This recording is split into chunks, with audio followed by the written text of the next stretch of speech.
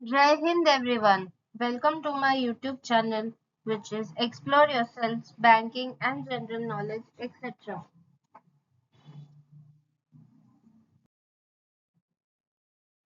From Mailroom to Corner Office, A Banker's Journey by Dr. R. Srinivasan.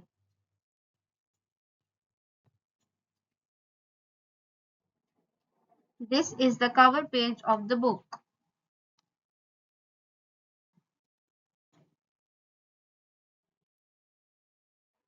Today, that is 19 June 2025, I am sharing the episode 9.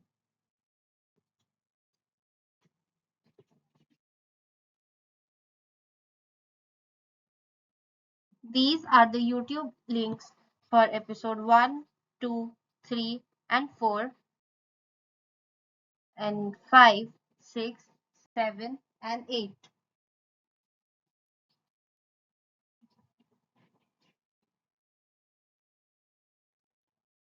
Personal life.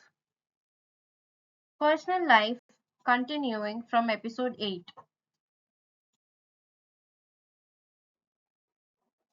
Can you believe that I ultimately passed the CAIIMB examination in 1957? My poor father in law, who was a high school headmaster and a MALT at that time in a board high school in North Arcot district in Tamil Nadu, mistook it that I was a chartered accountant and offered his daughter in marriage to me, which happened in February 1958. I have no idea if he ever found out the truth and regretted his daughter's fate. Back to our personal life in Georgetown. While living at 105 Coral Merchant Street, I spent all my leisure time at the Free Indian Society, which a few of my friends had joined together to set up when the country became independent on August 15, 1947. The society had a library where we had several hundred books in both English and Tamil. We also got many periodicals and lent them down to members. They were supposed to come to the society and borrow the books or magazines and return them according to the time allotted. Magazines got returned the next day, while the library books could be retained for a week or more as was required. We charged a membership fee only of only 4 annas, 1/4 of a rupee per month. The society became popular and membership also grew, leaving some surplus money at our hands. It was in this society where I learned the basic principle that the money does not belong to me should be treated as a treasure left with me in trust and should therefore be treated with utmost care and caution. I became an active member of the managing committee. I also slowly climbed the ladder of leadership, first as a treasurer, then as secretary, and ultimately as the president of the society.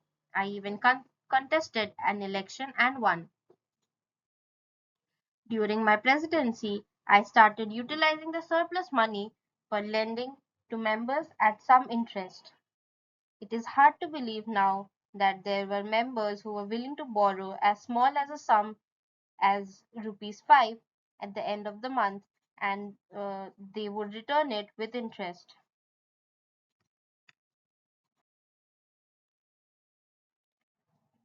The society also conducted tournaments in indoor games, carom, chess, and cards. I spent most of my time in the society playing carom.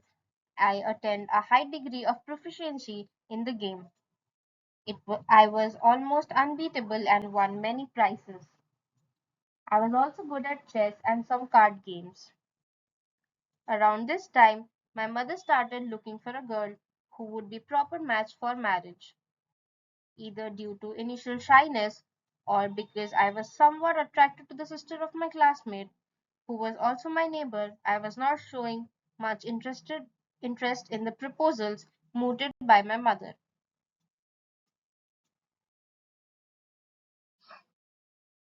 Coming to think of the involvement with my classmate's sister, I am not clear whether it was just a case of juvenile fantasy or one where one wants to feel important that he is also liked by the person they are attracted to. There was no great involvement, nor was the relationship becoming very intimate or anything like that. It was more a question of comparing yourself with your peers. For instance, if one of your age group or a few of them are involved in some affair with some of the opposite sex, and if you're not, you suffered a loss of prestige. Perhaps mine was a case of that sort, except to the extent of exchanging glances or some small bits of papers in which some feelings are expressed. There was nothing else. Sooner than later, my friend came to know of this affair and he terminated it very rudely by cutting off my friendship. I did feel very sad to have lost a good friend, but I did not feel so much for losing the girl in question. Her name was Sushila, and her brother, who was my classmate, was called Gopanna. Theirs was a very big family with 4 brothers and 5 sisters. It all ended when we shifted our residence from 105 to 94 Coral Merchant Street. It is strange that in spite of this episode, Sushila's eldest brother, Kapali, who lived in Bangalore with his wife, continued to treat me with warmth as and when we met. He is since no more.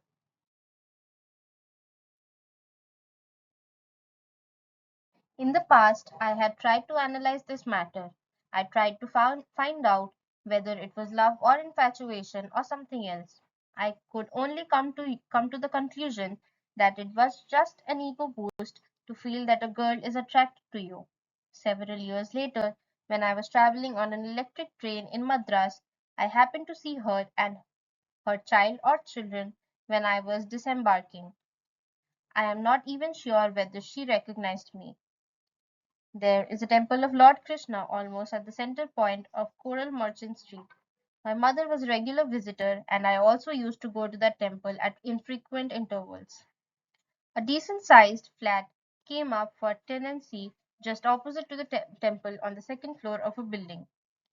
It was at the corner of Coral Merchant Street and Krishnan Coil Street, Coil, which means temple, and it was number 23. The flat was on the terrace and hence had very good ventilation and excellent sea breeze, so we moved in. This was by far the best place where we had lived so far and enjoyed living there. When we were in this house, the matter of my getting married started gaining momentum. Some of our relatives began taking interest in this and brought about proposals for alliances.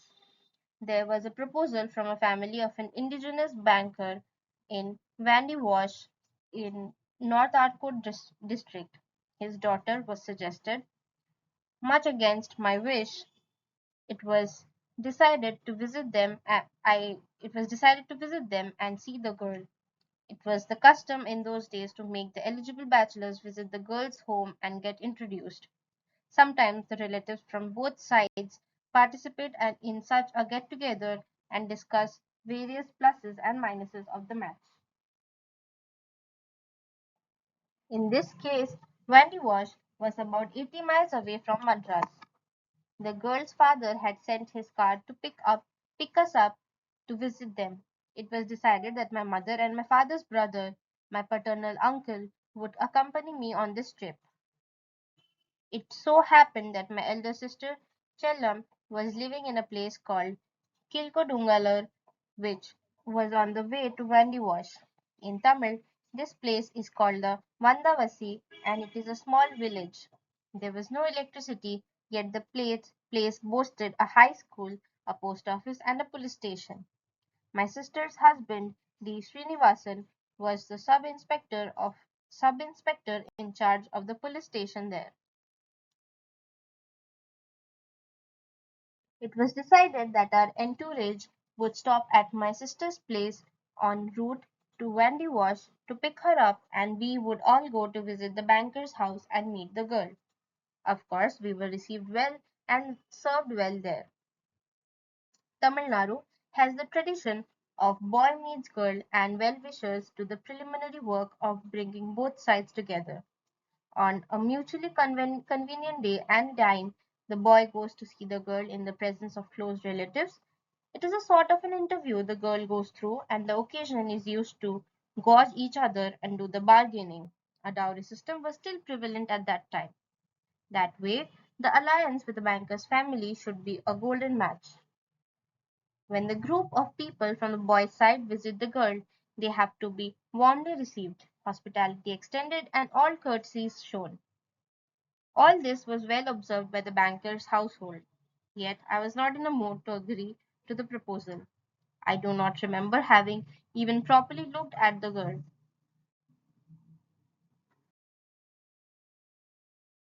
On way back, when we reached my sister's house, it was getting dark. We therefore decided to stay there overnight and leave for Madras the next morning. While reviewing our visit to the banker and our opinion about the alliance, my sister said that there was a girl of marriageable age in her village and that I should go and see her. The girl was the eldest of three daughters of the headmaster of the local school. I was casual to visit immediately. It was already dark, but the place was only about 100 yards from my sister's home. There, of course, the usual formalities were not in place, as the visit was impromptu and no advance notice had been given. I was not well dressed and had not even combed my hair, which was very unruly because earlier in the day I had taken an oil massage and a bath. The girl and her sisters entertained us with some songs, and after some time our team returned to Shellam's home. I told my sister and my mother that I was not going to be looking at one girl after another. It was then decided that we should choose out of the two girls we had seen that day. My choice was for the headmaster's daughter, as I felt that it was better to get a girl from an educated family rather than from a rich family. All of us agreed that we should inform the headmaster about our decision. With plans for my future made, we returned to Madras next day. I would like to go back by a few years to the days when we were living in our village and record some details about my elder sister Chellam's marriage. I think it was the year 1941 and I was about 9 years old. My elder sister was about 12. Our life in the village was not very affluent as my father's income depended on the agricultural produce and the price it would fetch.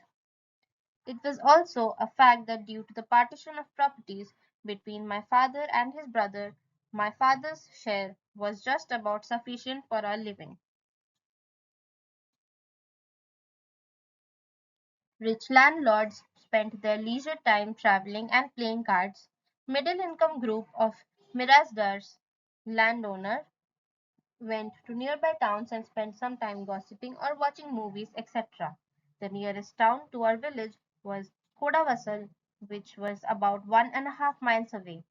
It was common among the villagers to take a walk to Kodavasal in the evening, and while returning, they would bring some essentials for the house, such as kerosene oil or sugar, etc., which had to be brought from the town.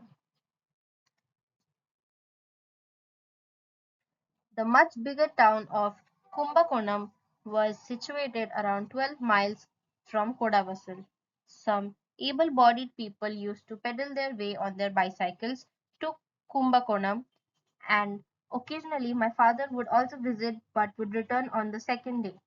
It was on an occasion like this that my father went to Kumbakonam to attend a marriage of a relative of ours.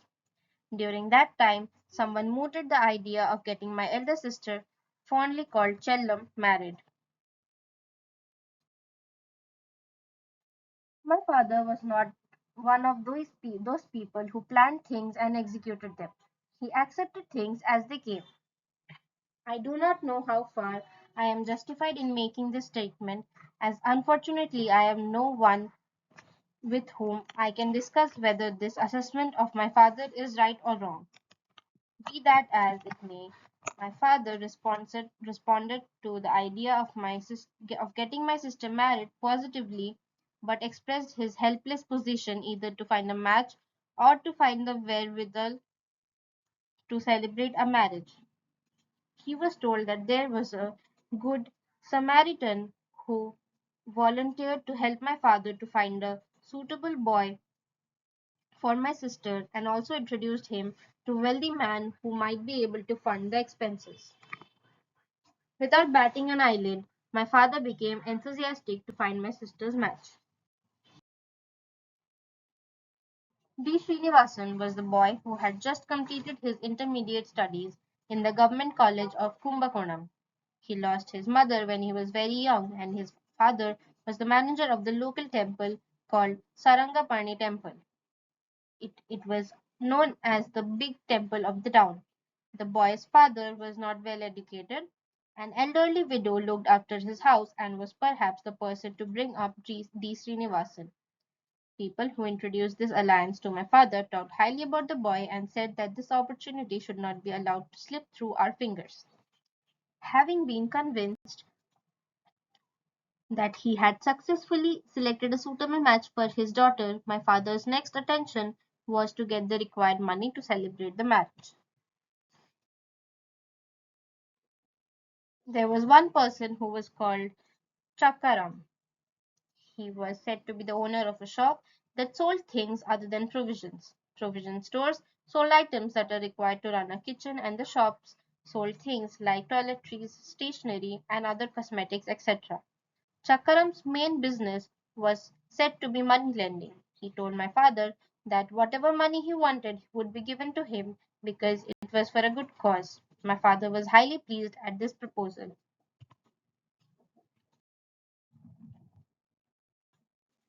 All that the money lender wanted in return was just my father's signature on a stamp to be filled in later, saying that in consideration of his getting the specified money, he was mortgaging his landed properties.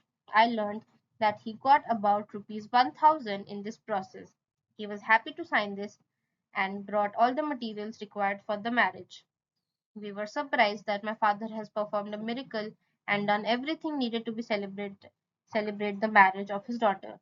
He returned by bus along with all his purchases. The date of the marriage was fixed, which left not much time to think of anything else. The day came and my sister got married. In earlier pages, I had described an incident at the marriage where I was tempted to steal a small piece of good, which is jaggery, which almost made me face my death. The bridegroom was unemployed, and it is probable that this was not considered as a problem by my father. He was excited that in just a single trip to Kumbakonam, he had finalized everything and got my sister married. For a long time after the marriage also he used to boast about this achievement of his. After the excitement of the marriage was over, the need to find employment for the bridegroom dawned on everyone. At the time, one of my maternal uncles, Mr. Narasimhan, was 740 miles away in Pune. This city was renamed Pune after some years in the state of Maharashtra, working in the audit and accounts department of the Defense Ministry's ordnance factory. He said that he could fix a job for the bridegroom if he could be sent to Pune immediately. Accordingly, D. Srinivasan was dispatched to Pune. D. Srinivasan had never travelled outside his home town of Kumbakonam. It seems that when he reached Pune, he had lost his memory, did not know where to go to find my uncle, and became mentally imbalanced. I learned that he was sent back to Kumbakonam, and when he returned home, he was promptly taken to the local general hospital and treatment began. My sister had not yet joined her husband, and the news of my brother in law's sudden illness shook all of us beyond words. It was then decided that my father and mother would take my and younger sisters and younger brother with them and visit the bridegroom in the hospital. I learned much later in life that my parents had planned to leave me alone in the village, and if the situation was not manageable, they would all jump into a river in Kumbakonam and end their lives. I was supposed to survive them and carry on the mantle of the family.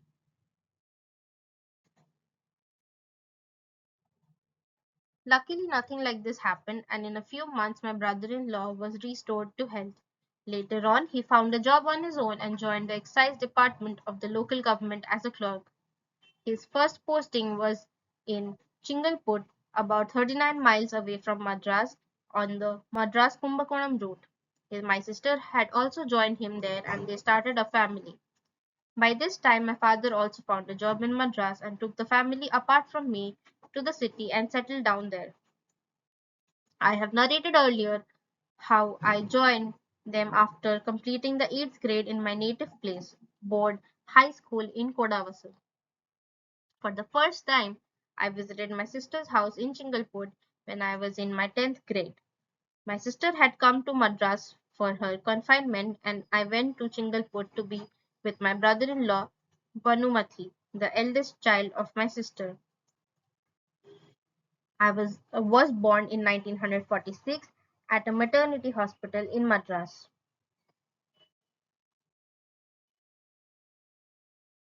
Another matter also needs to be recorded. When we were living in 105 Coral Merchant Street, I am unable to recollect this year which year it was, but somewhere between 1944 to 1946, there was something like an epidemic in the city. It affected the skin of thousands and thousands of people. I was also a victim of this. We were not in a position to go to a private dermatologist, so I went to the Stanley Medical Hospital, and this was a little over a mile from our house. It became a ritual that I had to go every morning to wait in the queue to get attended. Usually they gave some ointment to be applied on the rashes.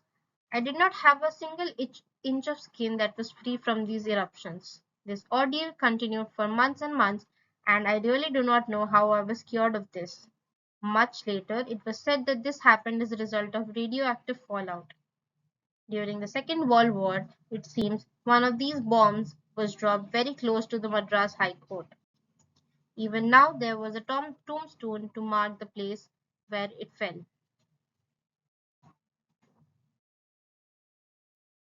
Some more incidents that happened after I got included in a circle of friends who were fresh graduates and active members of the Free Indians Society. These youngsters were people with some basic values of life. They did not interfere with others. Whatever job they were doing, they did well. Their integrity and honesty were above board. Although, by my standards, they were rich, they lived a life of austerity. This group spent their weekends playing some indoor games or went to see good movies. If there was any cricket match, they made it a point to go and watch. Those were days when there was no one-day international matches. All matches were regular matches. Either the match was of 3 days or if it was a test match of 5 days. The price for attending cricket matches was as low as 1.25 rupee, and that was the cheapest seats available.